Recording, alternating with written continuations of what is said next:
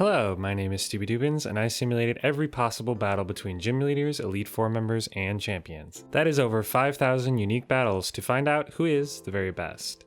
In this one, I'm going to be going over Gen 8 trainers and ranking them by win percentage versus other trainers.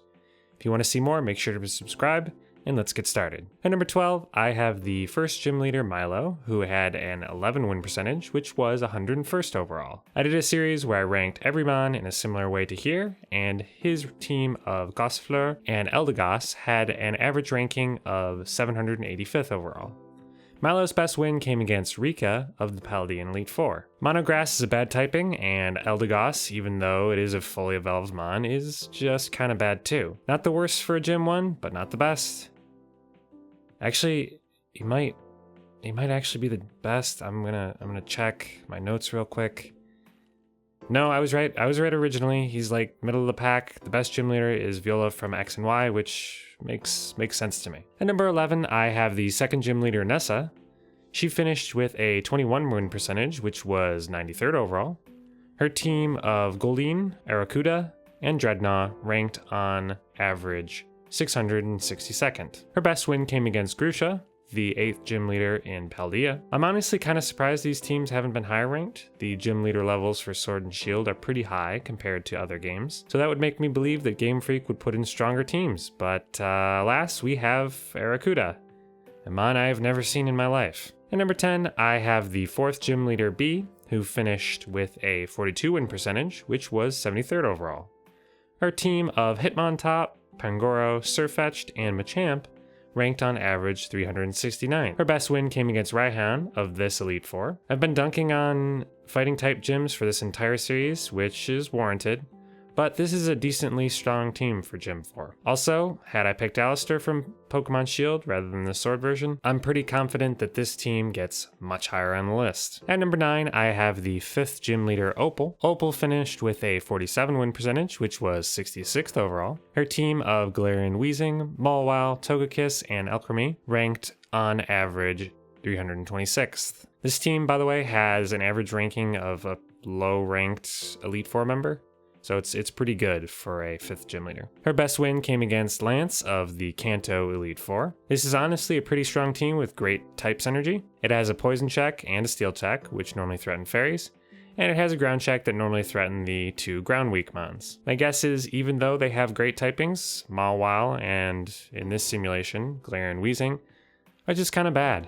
And Alchemy is also bad, so maybe this isn't a very good team, so forget everything I just said. At number 8, I have the 3rd gym leader, Kabu.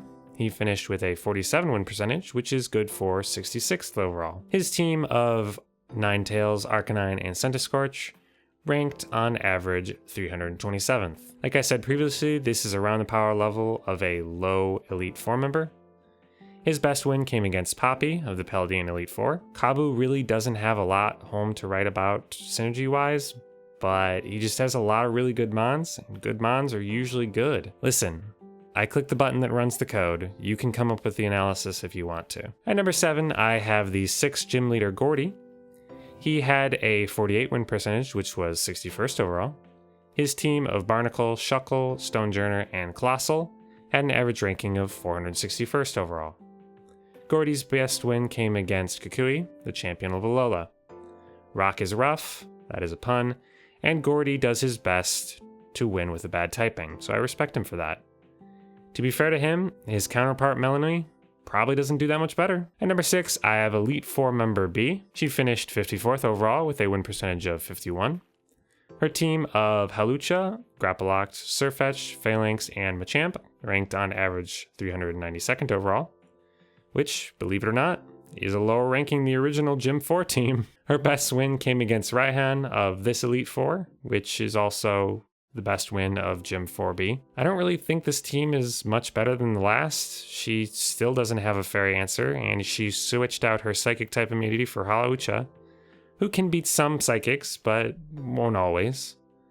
My guess is that having the extra speed, though, is the thing that wins her a few more battles. At number 5, I have Gym 7 Pierce, who finished 27th overall with a 67 win percentage. His team of Scrafty, Malamar, Skunktank, and Obstagoon had an average ranking of 234th overall, which is the ranking of a high Elite Four member. His best win came against Blue, the champion of Kanto. Not only is his team decently strong, but they also cover the bases for dark types. You have Skunk Tank for fairies and Malamar for fightings. And bunk types don't matter, so you're already good on that front. At number 4, I have the 8th gym leader Raihan, who finished 16th overall, with a 77 win percentage. His team of Gigalith, Flygon, Sandaconda, and Duraludon ranked on average 238th overall. His best win came against Leon, the champion of this region. Spoiler alert, dragon types are pretty good, and he actually builds his team rather than just throwing some stuff at the wall. Cough cough Drayden, cough cough. His team is decently strong and has an ice type, fairy type, and dragon type answers in Gigalith and Duraludon. At number 3, I have Elite 4 member Nessa, who finished 14th overall with a 78 win percentage. Her team of Golisopod, Pelipper, Barraskewda, Seaking, and Dragnaw had an average ranking of 301st. Her best win came against Crasher Wake, the 4th gym leader from Sinnoh. This is actually a really solid team. I think if you made Seaking Lightning Rod instead of Sim and gave Dreadnought Shell Smash and gave Pelipper U-Turn, I think this would be a relatively competitively viable rain team. Not a great one, but solid rain teams are better than a lot of non-rain teams. At number 2, I have Elite 4 member Raihan. He finished in the top 10, and I will save exactly where for a future video. His team of Torkoal, Goodra, Turtonator, Flygon, and Duraludon ranked on average 232nd overall. His best win came against Blue, the champion of Kanto. If I looked at this team, I don't know if I would really say it's better than the last one. It's just different. I really like both teams, and I also really like that this generation has multiple teams that use weather-based teams, which I personally think are cheap and really enjoy using. At number 1, I have champion Leon. Leon also finished in the top 10. His team of Aegislash, Dragapult, Haxorus, Seismitoad, Cinderace, and Charizard ranked on average 162nd overall, which I previously found to be the second strongest team behind Champion Lance from Gen 2. His best win came against Drake of the Hoenn Elite Four. Leon really just loaded up his team with really strong guys. There's not a lot of synergy here, but it doesn't really matter when you have some of the best mons of the past 25 years or so. Overall, I think there's a lot to like on these teams in Sword and Shield. I think this is probably the second best gym series behind Diamond and Pearl, but we'll have to wait and see if this is correct in the final video. So that's my list. I'm going to continue with this series, so make sure to subscribe if you want to see the rest of the videos. Thank you and goodbye.